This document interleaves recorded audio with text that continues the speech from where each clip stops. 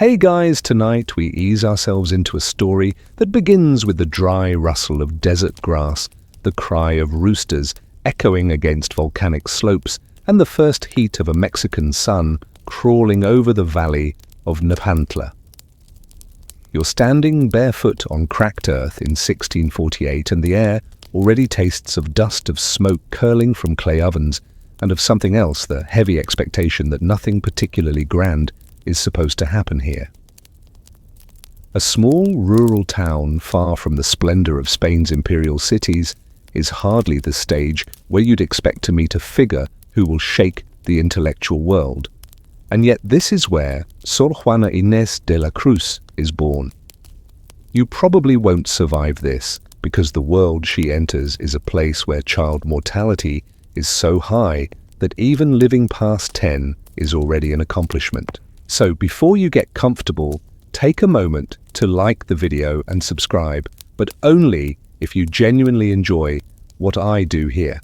And hey, while you're at it, drop a comment with your location and what time it is where you're listening from.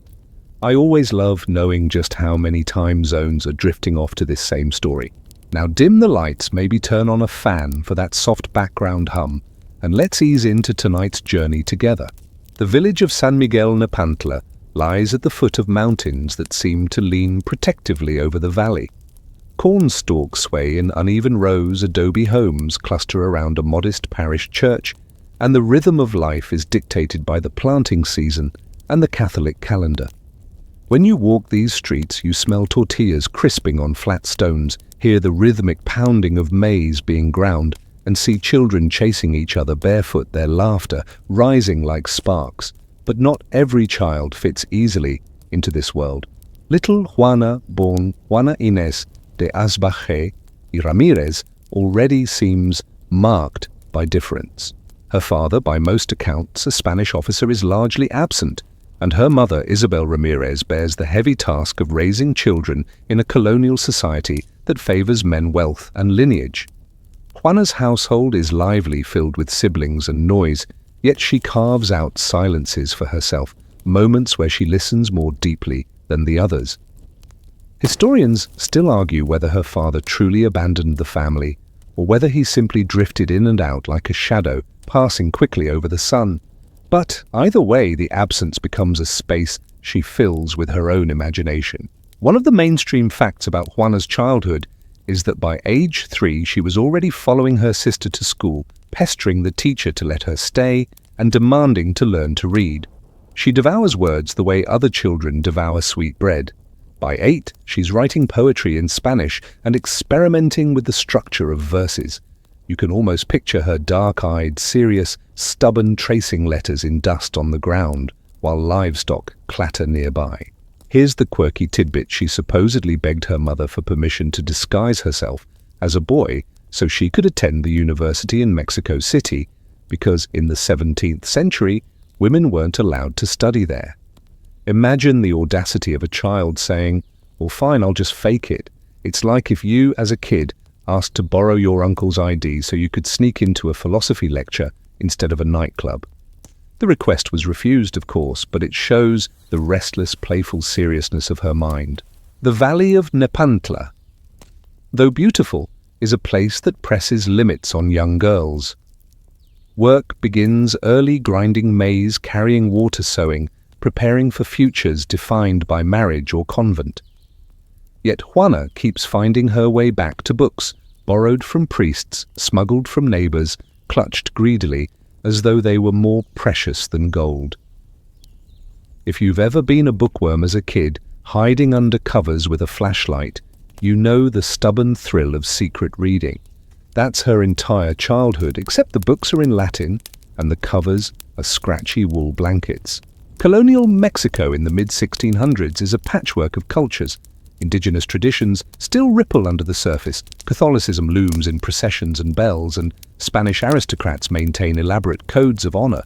A girl like Juana is expected to obey, to be modest, to embody Marian virtue.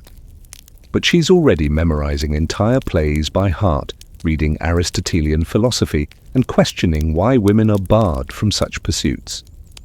Historians debate whether her family encouraged this streak or tolerated it reluctantly. Some argue her mother, though illiterate, gave her unusual freedom. Others suggest Juana was simply too unstoppable to resist. For you wandering through these dusty roads in your imagination, the sense is clear. Juana is outgrowing Nepantla by the hour. She gazes toward the distant horizon where Mexico City waits, with its grand plazas, cathedrals, and libraries. To her, the city must have shimmered like a mirage, everything she craved, everything denied.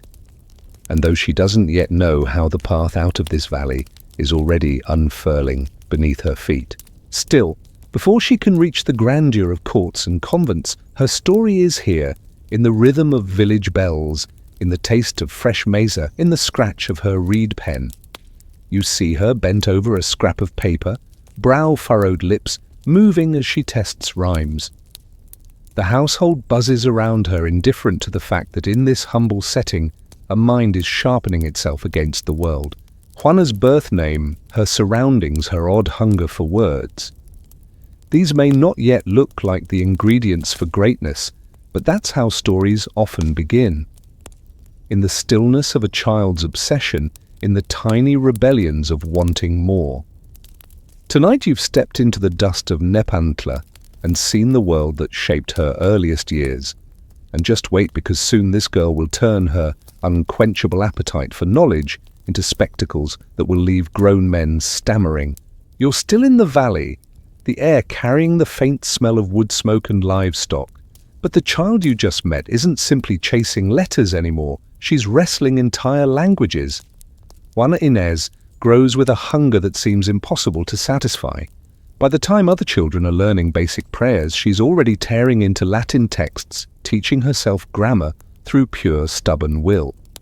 Imagine being 10 years old and instead of doodling in a notebook, you're diagramming Cicero for fun. It's the intellectual equivalent of juggling flaming torches, except she's doing it in secret in a society that thinks those torches should only be lit by men. Her education is largely self-taught, pieced together from whatever scraps of learning she can find. Clergy passing through the area notice her brilliance, sometimes lending her volumes.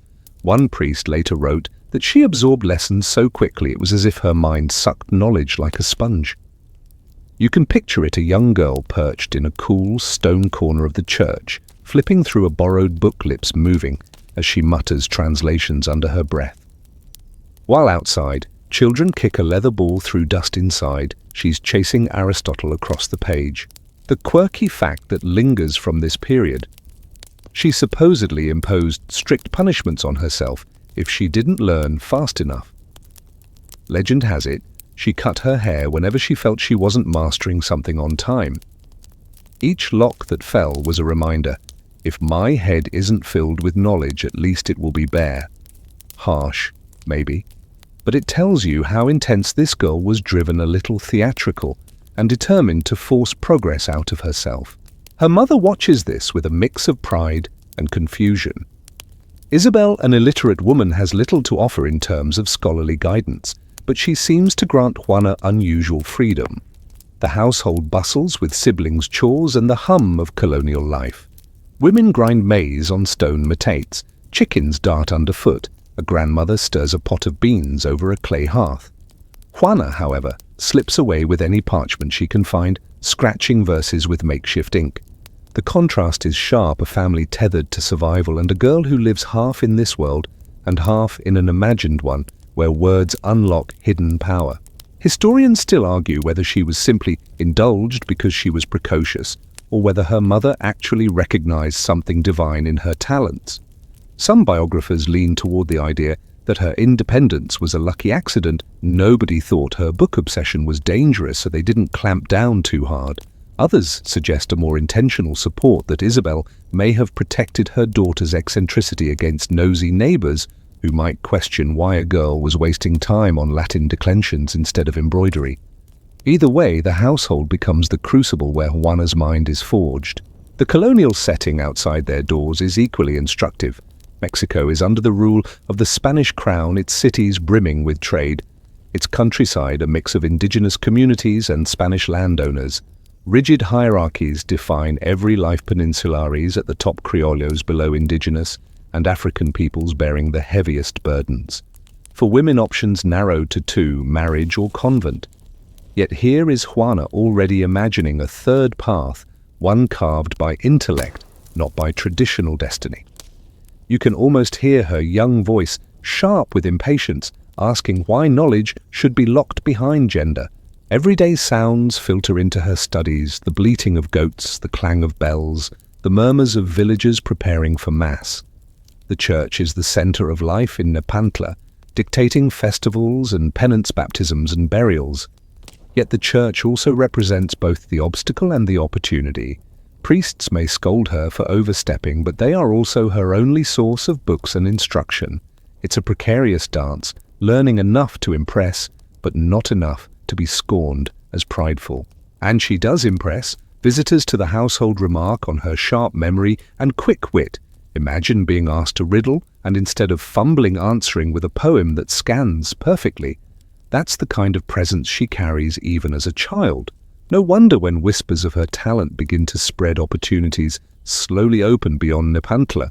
But don't be fooled, this isn't yet the triumphant story of fame. It's still a dusty valley, a girl crouched with a borrowed book, and long evenings lit by tallow candles. Yet inside her mind, a fire grows. She dreams of Mexico City, of libraries bigger than her entire village of courts, filled with debate where she might finally test her brilliance. The walls of Nepantla feel too small, too dim. And so by her teenage years, her path begins bending inevitably toward the capital.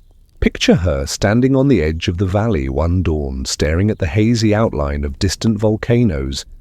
The air is cold, her shawl thin, but her mind burns hot. She knows she doesn't belong in the narrow grooves carved out for women of her time.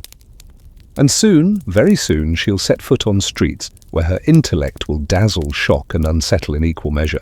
The road to Mexico City is long, uneven, and filled with dust that clings to your sandals. But imagine yourself walking alongside Juana, a teenager, now her eyes wide with anticipation. The city is nothing like Nepantla. It bursts into view with grand plazas, soaring cathedrals, and processions of nobles draped in finery. The capital of New Spain is a place of contradictions, a European transplant set atop ancient Aztec foundations, a city where golden chalices are lifted in churches, even as street vendors hawk roasted maize by the cathedral steps. To a girl who has devoured books in a dusty valley, it's intoxicating. Juana quickly finds her way into the orbit of the viceregal court. She becomes a lady-in-waiting to the wife of the viceroy, the Marchioness of Mancera, and suddenly her world is filled with silks, chandeliers, and conversations buzzing with philosophy. Imagine going from grinding corn by hand to sipping chocolate in a palace garden while nobles debate theology. It's like skipping from community college night classes to a surprise invite to Oxford's faculty lounge. One mainstream fact: Juana's intelligence dazzled everyone at court. There's a famous story of her being tested by dozens of learned men, priests, scholars, lawyers, who grilled her on every subject from theology to mathematics. She answered each question so quickly and elegantly that she left them stunned. It's as if she'd been preparing for that moment her entire life, and really, she had. Her mind was her armor, her weapon, her ticket into spaces no woman was supposed to occupy. Now for the quirky tidbit among her courtly duties. Juana is said to have composed witty verses on the spot for entertainment, kind of like a 17th century freestyle rapper. Nobles would toss her a subject, and she'd improvise clever rhymes, making everyone laugh or gasp. You can picture her leaning against a marble column, fan in hand, words flowing as easily as water. It's a playful side of her genius, sharp intellect, packaged in humor, a defense mechanism that also made her beloved. Historians still argue whether she truly enjoyed court life or merely endured it as a stepping stone. Some suggest she reveled in the glamour, the stimulation, the chance to measure herself against the finest minds of New Spain. Others believe she always felt restless, trapped by the shallow politics of vanity, longing for something deeper. The truth likely lies in between. She sparkled at court, but beneath the sparkle burned a desire that no ballroom could satisfy: the need to think freely, to read endlessly, to pursue knowledge without interruption. The sensory overload of Mexico City is part of her transformation. The streets echo with the clatter of hooves, the cries of street hawkers selling tamales, the scent of incense drifting from cathedrals. Carriages rattle over cobblestones while beggars huddle in doorways. At night, the palace glows with candlelight, and Juana listens to musicians strum guitars while she slips witty remarks into conversation. But even in that glow, she probably sneaks glances toward the libraries of the clergy, hungry for something more permanent than fleeting applause. In this world, women are expected to charm, to obey, to marry strategically. Juana, though, makes a bold choice. Instead of wedlock, she contemplates the convent. For her, it isn't an act of blind devotion, it's a practical escape hatch. Marriage would tether her to domestic obligations. The convent, while strict, could offer solitude, books, and time to think. And time is the currency she values most. Imagine the whispers at court: that brilliant girl is going to shut herself away. Some probably laughed. Others pitied her. But you can sense the inevitability. For someone like Juana, the glitter of court is just surface sparkle. Beneath it, she's already plotting her retreat into a cloister where her mind can finally stretch without being checked by vanity or flirtation. Still, before she takes that step, these years at court leave their mark. They sharpen her wit, expose her to politics, and prove her resilience in a male-dominated arena. They show her what admiration feels like, but also what it costs. By the time she prepares to walk through convent doors, she already knows the stakes. She's tested herself against Mexico's finest minds and found them lacking. Now she wants something even more daring: a life entirely on her own terms. The city doesn't fade as you drift into the next chapter. Its bells still toll, its carriages still roll. But Juana is already turning her back, her thoughts aimed toward walls that promise not confinement, but freedom, the paradox of the convent that will shape the rest of her life. You trail behind her as the palace gates grow smaller, their echo of music and debate fading into memory. Juana has made her decision, and it's not the one polite society expects. Instead of wedding silks, she chooses the rough fabric of a novice's habit. Instead of flirtation and ballrooms, she opts for silence and bells. In 1669, she enters the convent of San Jeronimo in Mexico City. To most, it looks like retreat. To her, it feels like liberation. The convent is both sanctuary and paradox. From the outside, it seems grim. Tall stone walls, barred windows, echoes of chanting. Yet inside, it hums with hidden life.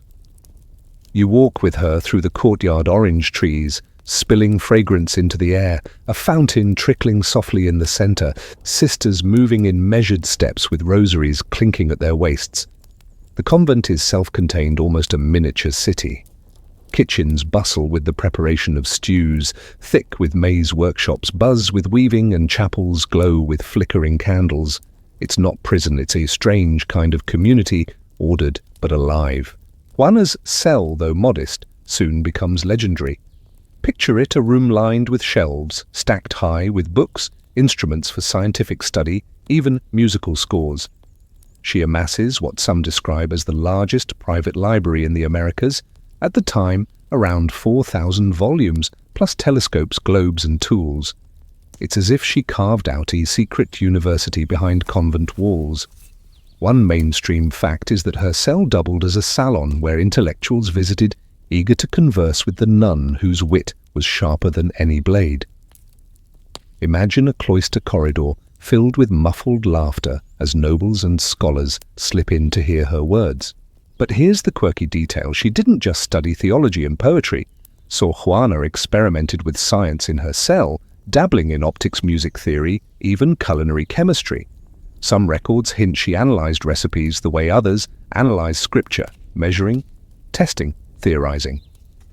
Think of her like a 17th century cross between a nun, a poet, and a lab geek, grinding pigments or mixing ingredients to explore how the world worked. Still, historians debate what truly motivated her choice of the convent. Did she long for genuine religious devotion, or was it purely pragmatic, a way to avoid marriage and secure a life of study? Some argue she genuinely embraced her role as a bride of Christ. Others insist her faith was secondary to her intellect. The truth may be both. For Juana, the convent wasn't a rejection of faith, but a space where devotion and study could exist side by side. Life inside the cloister unfolds with rhythm matins at dawn, work in the day, vespers in the evening. Yet, within that structure, Sor Juana thrives. She writes verses that circulate beyond the convent walls, poems about love, about learning, about women's strength. The scent of ink fills her cell, the scratch of quills echoing into long nights. Sometimes she composes plays performed for vice-regal audiences, proof that cloistered walls can't contain her voice.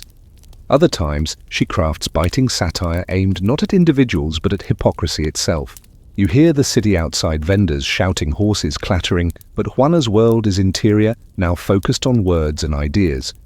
The convent gate becomes a threshold. On one side, noisy Mexico City. On the other, her quiet rebellion. For all its restrictions, these walls grant her something rare for women of her time itself. Time to think, to write, to argue.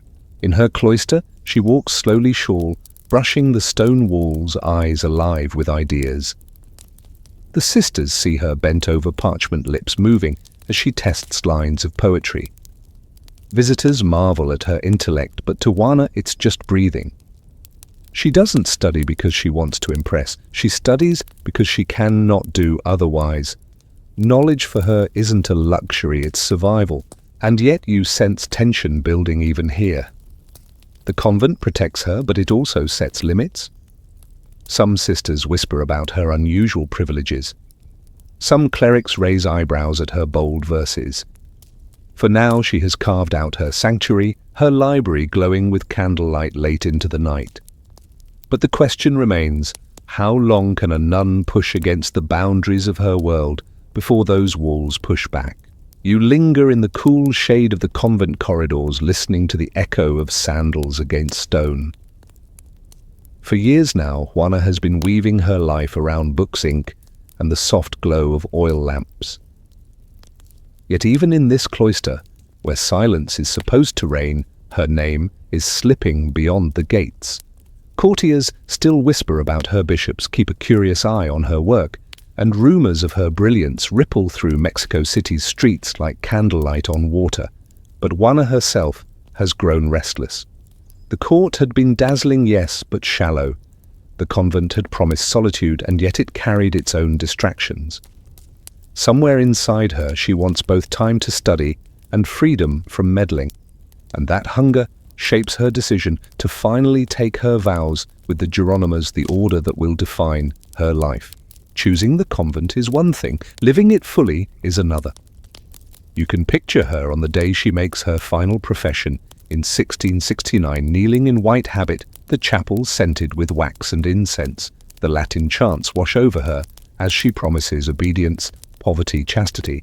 Her voice is steady, but beneath it runs a current of determination, not just to serve God, but to protect her time from the constant demands of the world.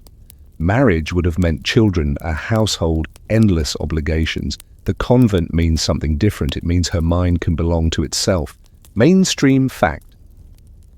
Sor Juana's profession into the Hieronymite order gave her more leeway than other convents might have. This order was known to allow its nuns a bit more autonomy, particularly those with talent who could attract benefactors. And Juana certainly did. The viceroys themselves became her patrons, sending gifts, defending her against critics, and visiting her cell. It's a unique arrangement, almost like she's both cloistered and at court simultaneously, her body behind walls, her voice ringing far beyond them. And here's your quirky tidbit. Sor Juana's convent cell wasn't a cold stone chamber of deprivation. It was large, comfortable, even enviable by the standards of her sisters. She had servants, musical instruments, and even a private apartment, with enough space for her library, laboratory, and visitors. Picture it, a nun with a setup that looks suspiciously like the ultimate 17th century man cave, except it's a nun cave full of manuscripts and telescopes instead of beer mugs and darts. Historians still argue whether her convent choice was truly spiritual or more tactical. Some argue she genuinely sought closeness to God, others that she chose the convent as the only respectable escape from marriage. It's possible she felt both that devotion and intellect weren't opposites, but companions. Her writings often blend the mystical with the rational, suggesting that for her the pursuit of truth was both divine and intellectual. Day by day, Juana settles into her new rhythm. She wakes to the toll of bells, kneels in prayer, then returns eagerly to her books. The convent sisters respect her, but they also gossip about her privileges. Some think her library is excessive, her visitors improper. Others admire her genius and quietly feel pride that their cloister houses such a mind. The city outside keeps evolving. Festivals parade through plazas, sermons thunder in pulpits. The Inquisition watches from its dark corners. And yet, behind her barred window, Sor Juana writes verses that defy limits. Love poems, theological reflections, biting satires. She writes of women's strength, of men's hypocrisy, of knowledge as light in a world that prefers shadows. You sit with her one evening as she leans over parchment, the glow of a single candle making her eyes shine. She pauses, dips. Her quill writes another line. Outside, distant bells toll and the convent settles into sleep. But her mind refuses to dim. Every page she fills is a tiny rebellion, proof that even within stone walls thought can be boundless. For now she has found her sanctuary.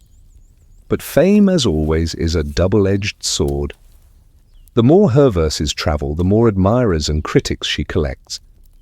And soon her sanctuary will become less private, less quiet, as her words stir echoes far beyond the cloister. You step into her cell one quiet afternoon, the air heavy with candle wax and parchment. Stacks of books tower around you like uneven fortresses, their spines cracked, their pages marked with scribbles in the margins. Sor Juana's cell is less a room and more a mind, turned inside out, a library, a laboratory, and a stage for restless thought. This is her kingdom, 4 stone walls, but within them, the entire universe. She sits at her desk, quill in hand, hair, pulled back lips moving silently as she recites a line before committing it to ink. Around her are volumes of theology, poetry, philosophy, science. She owns more books than many universities of her day, 4,000 volumes by some accounts. For a nun in colonial Mexico, that's staggering. One mainstream fact, her library is considered one of the largest in the Americas at the time. Imagine a world where a library card is rarer than gold, and here's Sor Juana practically drowning in tomes. But her curiosity doesn't stop at words. On a shelf you see a globe, a telescope, even musical instruments.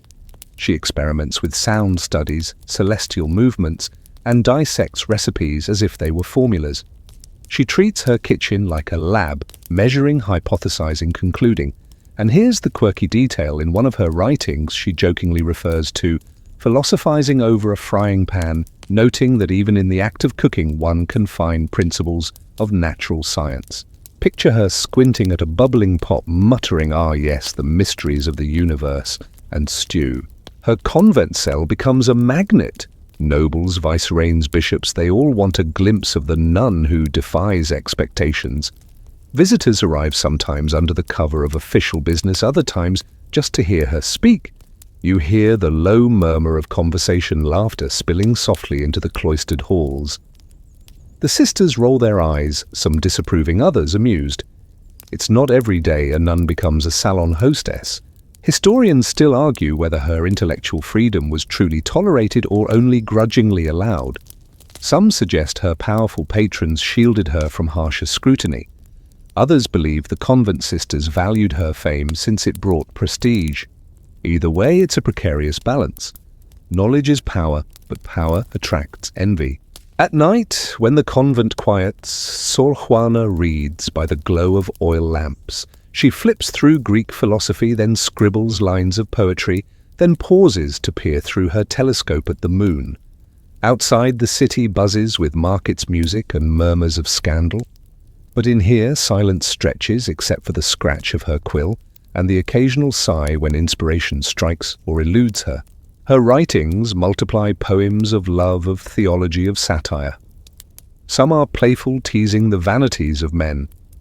Others are deep, probing the nature of existence, the tension between body and soul.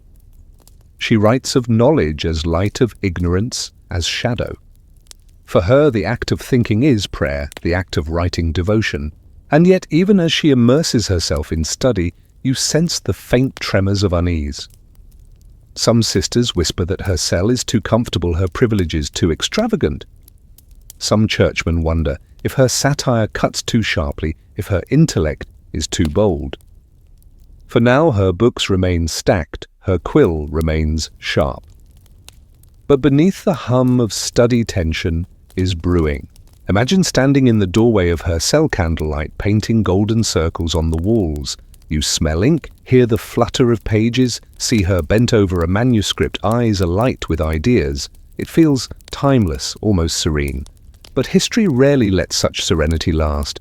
For Sor Juana, the very library that shelters her genius will one day be the focus of a bitter reckoning. You lean against the cool stone of the cloister corridor, listening as voices rise and fall from within Sor Juana's cell. This isn't just a library anymore, it's a salon, a stage, a space where Mexico City's brightest minds gather in secret. And at the heart of it all is the nun herself, poised with quill in hand, eyes sharp, laughter quick. But she doesn't stand alone. Around her, patrons and protectors weave a safety net, shielding her from the disapproval of those who would rather see women silent. One of her greatest allies is the Vicereine Maria Luisa, Countess of Paredes. Picture their friendship letters, full of wit, exchanges of poetry, the tender warmth of trust between two women in a world ruled by men. Sor Juana dedicates verses to her patroness, some playful, some brimming with affection, so intense that later readers blush at their intimacy. Was it simple admiration? Was it love? Historians still argue whether these poems reveal romantic longing or the exaggerated devotion typical of Baroque courtly style. Either way, the bond is undeniable. The court loves her. The viceroys themselves, first the Marquis of Mancera, later the Count of Paredes, admire her intellect and protect her from detractors. They sponsor her publications, arrange for her works to be sent to Spain, and boast of her brilliance as if she were Mexico's brightest jewel. For them, she is both ornament and proof that even in the far colonies, genius thrives. You can almost hear their pride echoing through grand banquet halls. Our nun writes verses better than anyone in Madrid. But not all patrons are allies. Bishops and priests hover too, some eager to support others to test her boundaries. A bishop writes under a female pseudonym, Sor Filotea, criticizing her for worldly pursuits, urging her to focus on piety. It's part mentorship, part rebuke, part power play. In this swirl of alliances and cautions, Sor Juana dances carefully, her words sharp, but her smile disarming. Here's a quirky tidbit.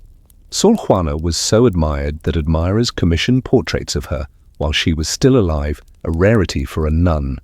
In these paintings, she wears her black and white habit, but always with a book in hand, sometimes with quills and manuscripts at her side, a deliberate pose that says, "Yes, I am a nun, but don't forget I am also a scholar." Imagine having your own branding strategy in the 1600s. She knew her image mattered as much as her words. Still, the convent sisters watch all this with mixed feelings. Some envy her privileges, others respect her fame.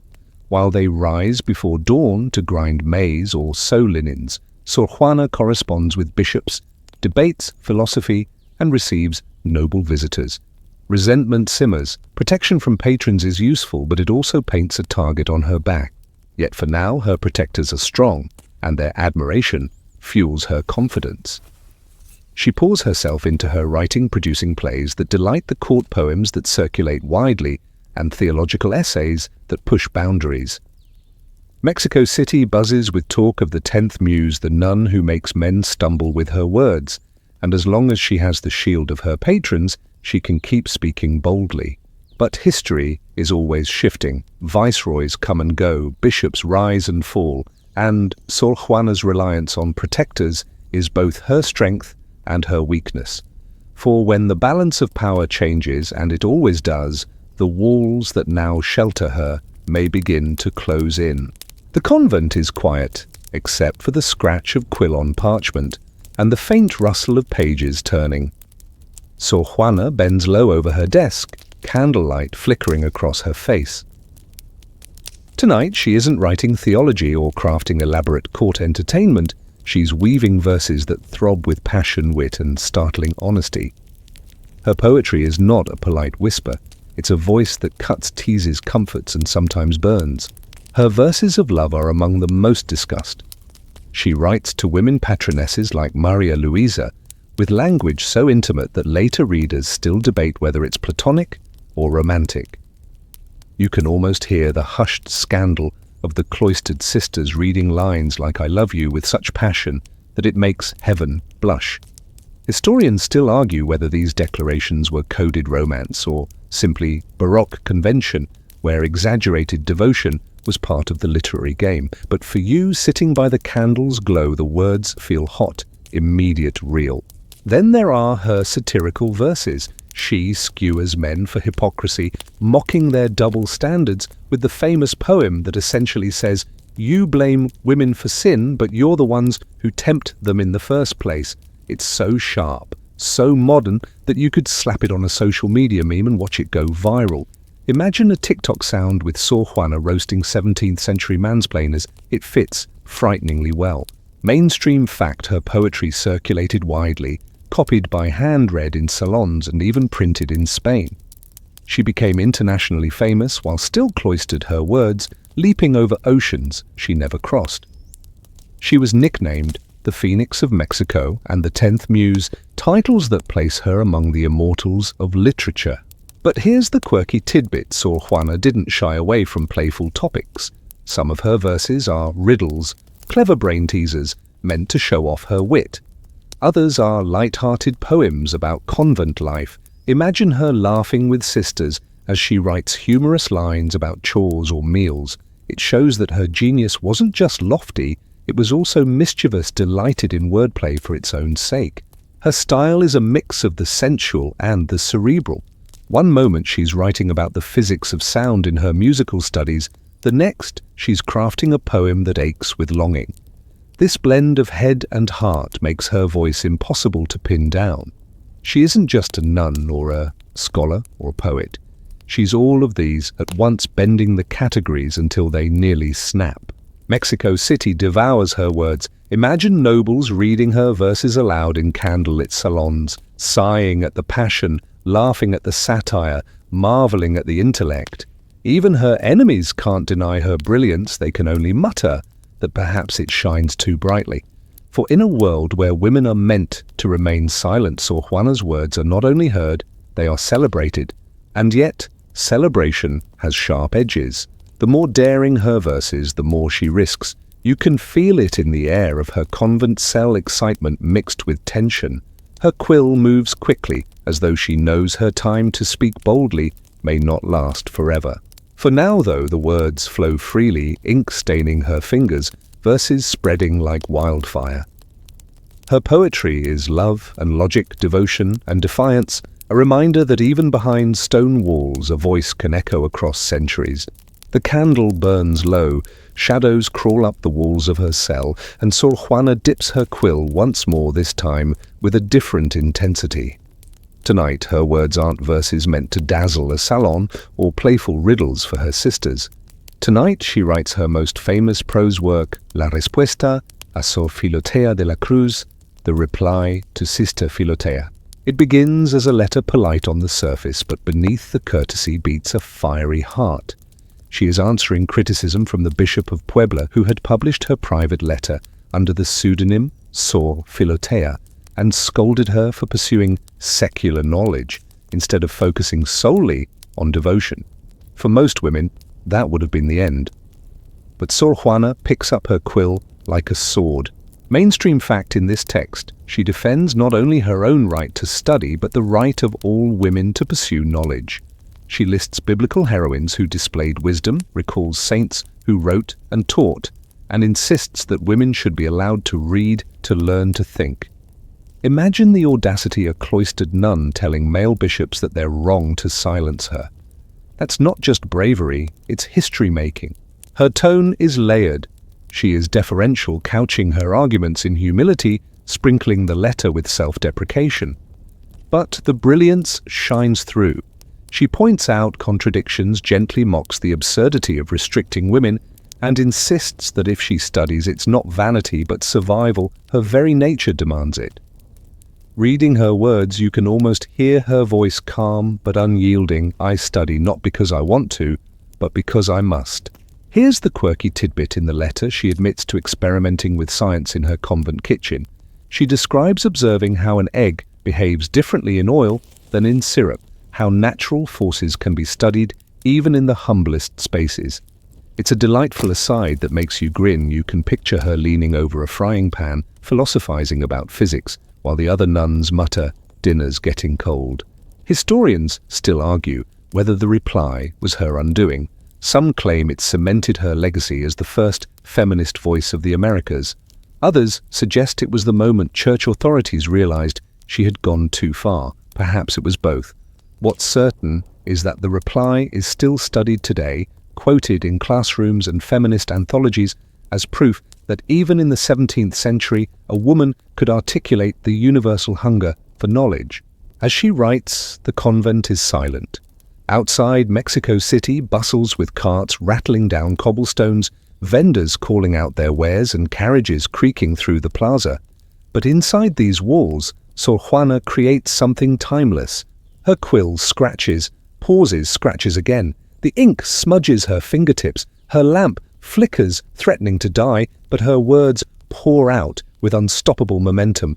When she finishes, the letter is both shield and blade. It defends her, but it also slices into centuries of silence imposed on women. She doesn't know how long she will be allowed to continue. She doesn't know the cost her defiance may carry, but tonight, none of that matters. Tonight, she writes as if the whole world is listening, and in a way it still is. The quiet hum of the convent feels different now, thicker, heavier, as though the very air disapproves. You sense the shift in tone around Sor Juana's name.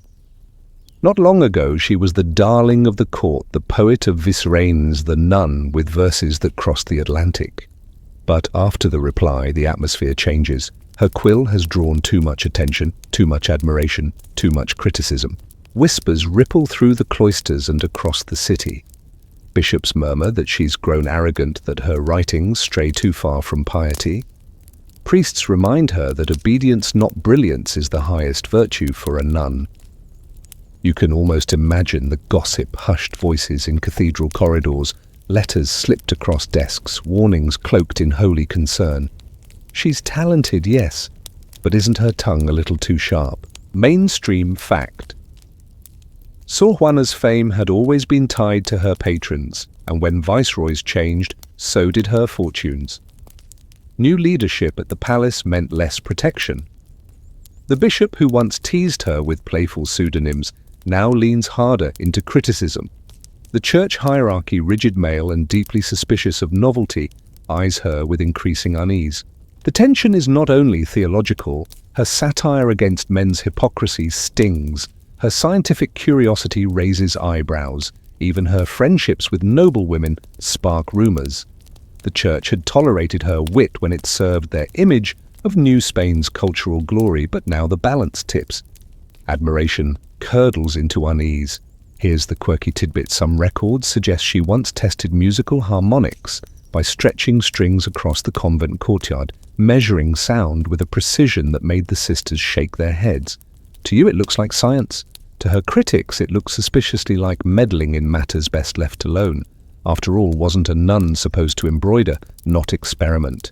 Historians still argue whether her troubles were the result of direct persecution or simply the slow grinding of institutional pressure. Was she silenced by official decree, or did she yield out of weary resignation? The truth probably lies somewhere in between, but you can feel the weight pressing in from all sides. At night, she still writes, but the joy is dimmed by caution. Every poem, every essay now feels like a gamble. Will this bring admiration or censure? Will this line delight or condemn? Her quill trembles where once it soared. You walk the corridors of the convent and notice the stares of her fellow nuns. Some are sympathetic, others critical. To them, her fame has always been a double-edged sword, an honor for their order, but also a source of envy and suspicion. They kneel in prayer while she debates philosophy. They scrub pots while she receives visitors. And now, as the church leans in to chastise her, they watch in silence, perhaps relieved, perhaps sorrowful. Mexico City outside continues to bustle with its usual rhythm market sermons, fiestas. But inside Sor Juana's cloister, the tension mounts. The quill that once made her untouchable now makes her vulnerable. And you know what's coming? The harder the walls close in, the fewer places she'll have left to stand. The morning bells toll echoing across the stone courtyards, but today the sound feels like a summons, not a comfort. You step into Sor Juana's cell and something is missing. The shelves that once groaned under the weight of volumes are bare in patches. Dust gathers in places where books should be. Instruments are gone. Globes, compasses, delicate tools that once sparked her experiments. Piece by piece, her sanctuary is being dismantled. This is the surrender of her library, one of the greatest private collections in colonial Mexico. Thousands of books painstakingly acquired through patrons and years of effort now leave her hands. Some are sold, some given away. It is not a dramatic bonfire, no flames licking up the pages, no public condemnation. Instead, it's quieter, sadder, a slow dispersal of treasures that defined her very existence. Mainstream fact. Sor Juana had amassed more than 4,000 books, a staggering number for her time, especially in the New World, where texts were scarce and costly. Alongside them were musical instruments, scientific tools, and piles of manuscripts. For a nun who called knowledge her sustenance, this loss was like emptying the pantry of a starving soul. The official reason, obedience. The pressure from the church had grown too heavy. Whether commanded or strongly encouraged, she relinquished her intellectual arsenal, symbolically laying down the weapons of thought. The act is framed as humility, a turning toward piety. But as you stand in the echo of her stripped library, it feels more like capitulation, an enforced silence. Here's the quirky tidbit. Some contemporaries claimed she signed documents with her own blood during this period, as if sealing her obedience in the most literal way possible. Was it fact or hagiographic exaggeration? Historians still argue whether she truly pressed a quill to her vein, or if it was just a dramatic flourish added later by admirers or detractors. Either way, the image is haunting Sor Juana, bleeding ink and life into her vows. She still prays, still teaches younger nuns, still tends the daily rhythms of cloister life. But her pen, once a beacon, falls silent. The convent corridors feel emptier without her words drifting down them. You can almost hear the ghosts of her poems lingering in the air, restless, unsatisfied. And you walking past the bare shelves sense the quiet tragedy. It's not only books that are leaving her cell, it's possibilities, arguments never made, poems never written, discoveries never pursued. What is left when the mind is ordered to be still? Yet Sor Juana does not rebel, at least not openly. She bows, she yields, she obeys. Whether out of faith exhaustion or resignation, no one knows for sure. But one truth stings the brightest voice in New Spain is being dimmed not by plague or accident, but by the slow suffocation of authority. The days stretch into years, quieter now, as if the convent itself has exhaled after the storm. Sor Juana no longer debates bishops, no longer sends her verses fluttering across the ocean. Her quill rests more often than it scratches. Instead of filling the silence with arguments and poems, she fills it with prayer service and a subdued rhythm of cloistered life. You walk with her through the convent halls, past the worn stones polished by centuries of sandals. The air smells faintly of wax and damp lime. She moves more slowly these days, her hands calloused not from writing, but from labor. There are no stacks of books to disappear into, no glittering experiments to absorb her mind. Instead, there are chores, duties, and an enforced stillness that must have gnawed at her spirit. Mainstream fact: in 1693, her name stops appearing in records of literary output. For a woman who once published prolifically, who could barely keep her ideas contained, the silence is deafening. Scholars read this as evidence of her submission, her withdrawal under the crushing weight of church authority. Whether voluntary or coerced, the pen had gone cold. And yet the convent itself offers no true peace. In the 1694, plague creeps into its walls. You picture it, the rattling coughs, the fevered bodies of her sisters, the atmosphere heavy with fear and incense. Death stalks the cloisters as it has so many times before in history, indifferent to vows or genius. Sor Juana does what she has always done: she steps forward. While others hide, she tends the sick. She wipes foreheads, prays over the dying, carries bowls of broth with trembling hands. Here's the quirky tidbit: a report suggests she sold not only her books but even her musical instruments before this final chapter, as if stripping herself bare of everything except service.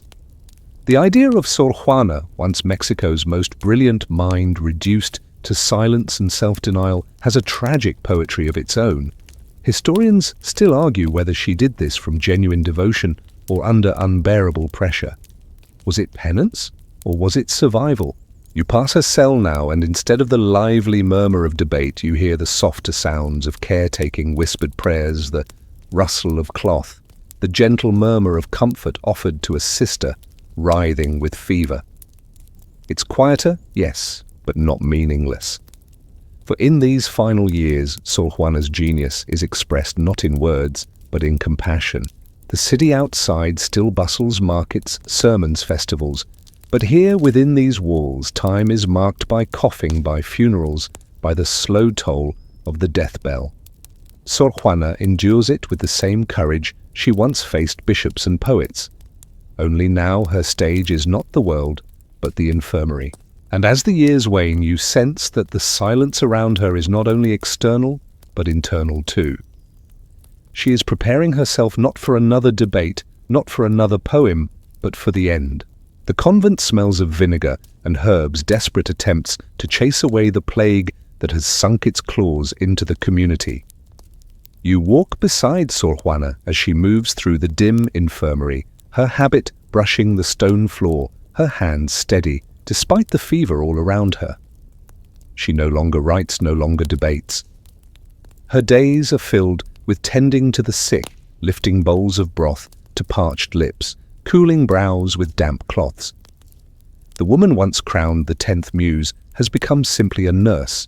Mainstream fact: in 1695, an epidemic, likely typhus, swept through Mexico City, ravaging convents and monasteries. At San Geronimo, dozens of nuns fell ill. Sor Juana, refusing to retreat, chose to remain at their sides. It was an act of courage, but also of inevitability.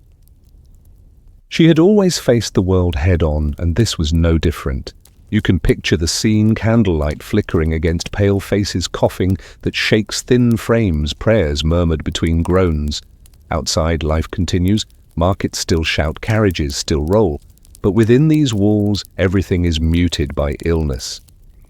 Sor Juana bends low, her voice a whisper of comfort, her hand gripping another's in solidarity. Here's the quirky tidbit: some accounts claim she signed a renewed confession of faith shortly before falling ill herself, perhaps sensing her time was short. Whether true or embroidered by later admirers, the image of her preparing calmly, spiritually, while still working tirelessly lingers like the last verse of an unfinished poem. Historians still argue whether she died suddenly after contracting the fever or endured a slow decline. What is known is that in April 1695 she succumbed, one of the last of her convent to be taken. She was only 46. The moment comes quietly. You stand near her bedside, the air heavy with incense, the sound of the death bell echoing faintly through the cloister. Her hands, once stained with ink, now lie folded in prayer. Her breath falters, pauses, and then ceases. A candle flickers low and goes out. Her sisters weep softly, chanting the familiar prayers for the dead. Outside, the city hardly notices. No great announcement spreads across Mexico. No funeral procession winds through the streets. She is laid to rest in her convent, just another nun gone in the plague. And yet you know this is no ordinary death. For though her voice has fallen silent within these walls, her words already printed and carried across seas will live. Tonight you feel the sting of her absence, but also the strange persistence of her presence. Sor Juana is gone but not lost. The cloister is quiet without her. Dust gathers on the bare shelves where her books once stood, and the convent resumes its daily rhythm of bells, prayers, and chores. Sor Juana's death passes with little fanfare in Mexico City. To most, she is simply one more victim of the epidemic, buried swiftly, remembered briefly. But history, patient and cunning, has a way of reviving voices others try to silence. Mainstream fact: within years of her death, her works continued to circulate in Spain, where they had already been published in grand volumes. Admirers in Europe read her poetry and essays without knowing how her final years had ended. To them, she remained the brilliant nun from the far colonies, a curiosity, a marvel, a writer whose intellect rivaled the best of Madrid. Her reputation, however, flickered in and out of attention over the centuries. In the 18th century, her name dimmed.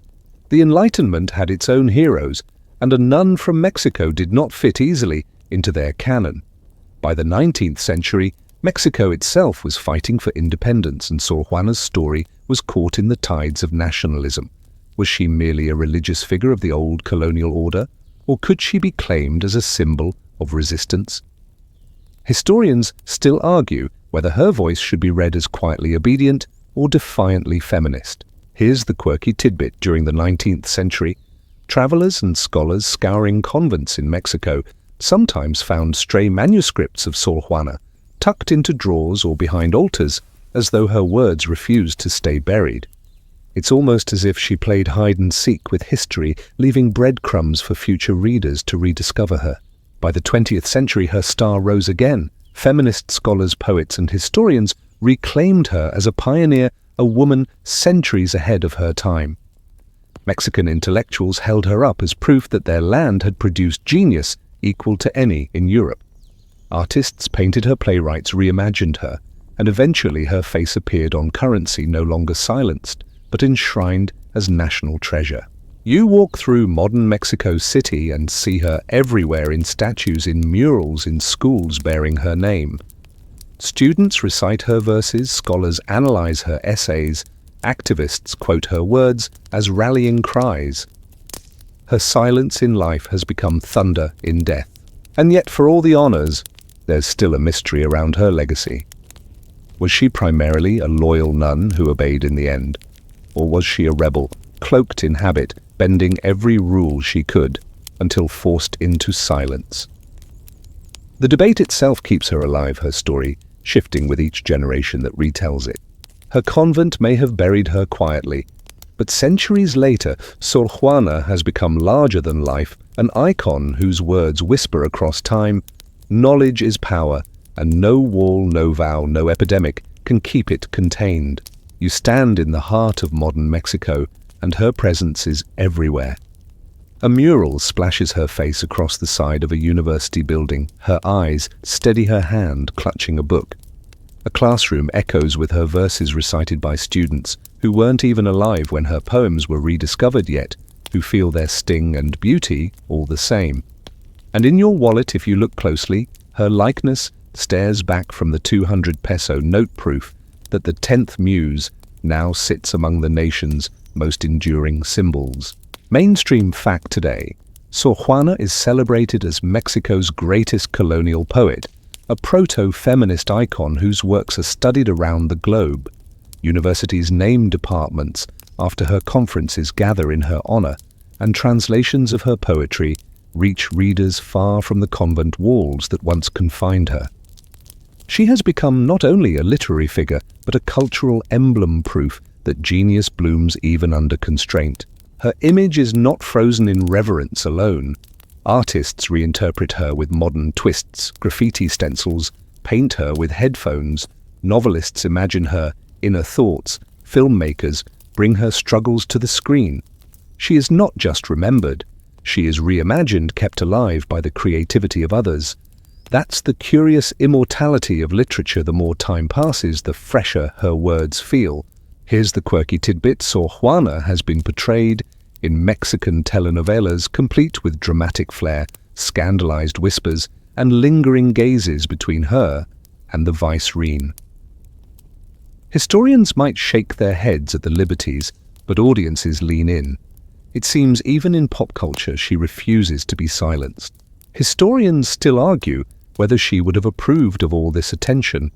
Would the nun who once begged for quiet study be horrified to see her face mass-printed on bills, murals, and Netflix thumbnails? Or would she smirk, recognizing that the fame she never sought has become her sharpest revenge against those who tried to mute her? As you wander through Mexico today, you feel her voice lingering not as an echo, but as a steady hum beneath the city's pulse. In the bustle of markets, in the chants of student protests, in the rhythm of mariachi songs drifting across plazas, she's there, a reminder that knowledge once spoken never truly dies. And as the night deepens, you close your eyes with her words still flickering like candlelight in your mind. She was a child who devoured books, a woman who sparred with bishops, a nun who nursed the dying, and now a voice that will not fade. So now as you rest, let the story of Sor Juana soften into a gentle hum in the background of your thoughts. The clatter of colonial Mexico, the ink-stained fingers, the echo of quills, scratching in candlelight, all of it fades into a quieter rhythm. The convent bells no longer toll urgently, they chime slowly like a lullaby. Imagine her library rebuilt in dreamlike form, not with dust and loss, but glowing with endless shelves, each book whispering its secrets without end. In this dream library she wanders freely, no bishop to rebuke her, no walls to contain her. The air smells faintly of wax and roses, the kind that blooms silently at night. Her laughter is soft now, not sharp with satire, but mellow like a memory remembered fondly. You can almost hear it weaving through the corridors, carried on a breeze that feels cool against your cheek.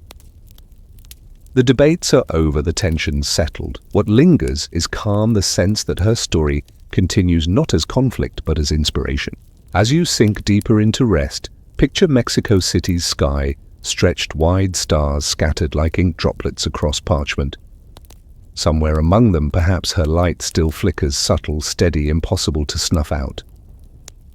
She whispers not in challenge now, but in comfort, that knowledge is a kind of love, that seeking truth is a kind of prayer, and that even silence can hold power. So let her words drift into your dreams, not as arguments, but as lullabies, carrying you into that soft borderland between waking and sleep. She has walked with you long enough tonight.